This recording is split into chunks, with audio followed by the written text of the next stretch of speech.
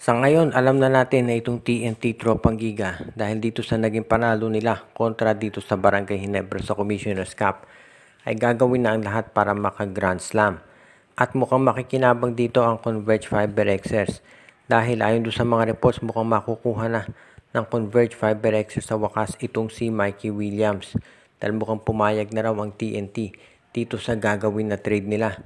Dahil syempre kung ikaw TNT gusto mo na ma-trade na to si Mikey Williams para meron ka makuha na isang player na magagamit mo rin sa wakas dahil sayang yung slot nitong si Mikey Williams dito sa TNT Tropang Giga hindi naman nagagamit. Nandyan lang siya doon sa kanilang roster pero hindi nagagamit ng tropa. Kaya nga gusto nila nakunin na ng Converge itong si Mikey Williams. Syempre hindi naman yan basta-basta ibibigay ng TNT kung walang mahusay na kapalit. Kaya nga sa ngayon pinag-aaralan daw nila kung sino yung mga magiging ka-trade partner nito. Ang isa doon sa mga options doon na tinitignan daw ngayon ng TNT tropa ayon doon sa mga reports ay straight up trade ang mangyari kung saan itong si Mikey Williams mapupunta sa Converge. At ang kapalit naman dito sa Fiber Access ay itong si Jeyo Ambohot. Yan daw yung isang posibilidad at mukhang sabihin na nating amenable itong Fiber Access sa ganyang klaseng trade. Yun nga lang meron sa Converge. Kaya nga sa ngayon, ito raw ang nangyari dito sa sabihin na nating sitwasyon kung saan ang Converge malamang ay i-trade na itong si Ambohot. Pero meron daw mga nasa management kasi nila na pinag-iisipan na baka huwag sanang ibigay si Jeyo Ambohot dahil nanghihinayang pa rin sila. Dahil si Ambohot 6'7 yan na bata pang player. Kaya baka ang ibigay na lang ng Converge kung sakasakaling magkaroon ng trade dito para kay Mikey Williams ay isang future first round draft pick. O kaya itong si Patrick Magdenberg o si Ronan Santos. Diyan na lang daw nagkakatalo itong TNT at Converge pero mukhang sa ngayon malamang ay yan ang ibigay ng Converge.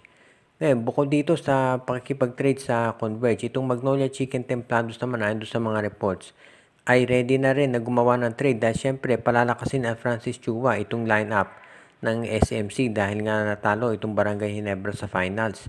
At mukhang isang bagay doon na mangyayari, baka ito si Chris Banquero bumalik na dito sa Magnolia Chicken Templados. Mukhang itong si Banquero ite-trade na, willing na raw i-trade ng Meralco Bolts. At itong Magnolia naman ay nakikinig doon sa mga posibleng sabihin na nating offers na pwede nilang ibigay. Baka si Peter Alfaro ang ibigay na kapalit o si Jeric Balanza nitong Magnolia para kay Chris Banquero.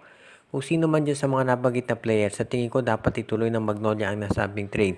Dahil ito si Banquero, maganda naman ang performance niya nung siya ay nandito sa Magnolia Chicken Templados.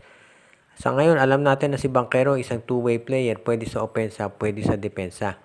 Kaya yan nga ang dahilan kung ba't siya gustong makuha nitong Magnolia Chicken Templados at masisiguro natin na magiging mabilis at maganda yung adjustment dito si Banquero dito sa sistema ni Coach Vic Tulero dahil naglaro na siya dyan.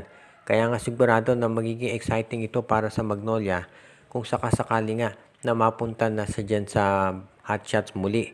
Kaya asahan natin na itong lineup ng Magnolia, maski na yung sister teams niya na San Miguel at Ginebra, ay magkakaroon ng matinding pagbabago dahil ang paplanuhin ngayon syempre ng hot shots ay tumulong dito sa SMC na pigilan yung TNT dito sa Grand Slam. Kaya sa ngayon, yan ang magiging magandang development dito sa Magnolia. Makukuha na nila si Chris Banquero at asahan natin na baka may mga trades pa na mangyari. Tandaan natin, itong Magnolia, kinakausap din daw itong Converge Fiber Access para makuha itong si Jeyo Ambohot na itetrade daw ng Converge para dito kay Mikey Williams dahil gusto namang ibigay ng Magnolia na kapalit ay itong si Abueva. So magandang negosasyon yan.